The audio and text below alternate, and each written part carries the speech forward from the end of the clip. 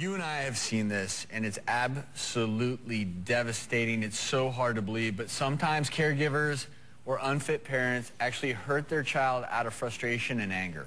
A 3-month-old baby who may have been violently shaken appears to have permanent brain damage and may go blind. 1,400 shaken baby deaths every year in the U.S. If we see little blood spots all over, that's usually retinal hemorrhages. Shut up, be quiet.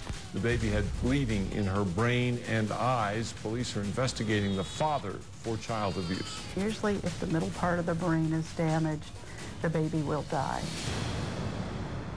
So you and I, we've seen this. Man, yeah, we see it in the ERs, and then they come in, and parents they just lose their cool, and it's terrible that this happens. And literally, it can take one shake, and a baby can suffer serious brain damage. And this simulator can show you how that brain damage can happen. Okay, this baby starts to cry. As the caregiver, if you don't keep your cool, you start to lose your frustration. And with a bit of forceful shaking, you can see the back of the brain starts to light up. That indicates a baby with shaking like that will probably have visual problems because this part of the brain controls vision. And as shaking continues,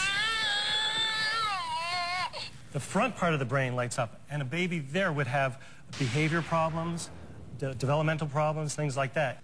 Basically, the baby's head is accelerating, decelerating in a figure-8 motion, and that really produces a lot of force. And what happens in the brain when this happens is you get different parts of the brain move in opposite directions. You get a shearing force, which can tear the neurons, the cells in the brain. And that actually can also tear small blood vessels, which then lead to bleeding, which is very, very serious. The eyes? The eyes. From all those shearing forces, the back and forth motion causes the lining of the eye, the retina, to kind of separate from the back. And some of those small blood vessels tear and cause what's called a retinal hemorrhage. And that's a huge sign of child abuse. I wish this is something we would never see, but unfortunately it's yeah, there's no worse call for a pediatrician or an ER doctor to make than to Child Protective Services, or worse yet, after a death from a shaken baby or other trauma.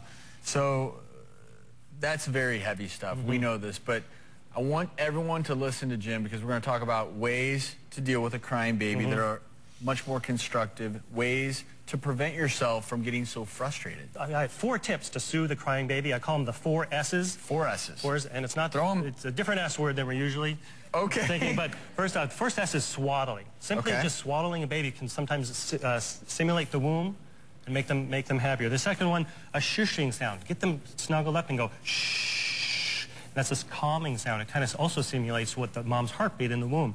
The third one is swinging. Just that rocking motion can soothe the baby. And the last one, sucking. Whether it's a pacifier, breastfeeding, or a bottle, getting the baby sucking can help relax the baby. Great tips, Dr. Jim. Thank you.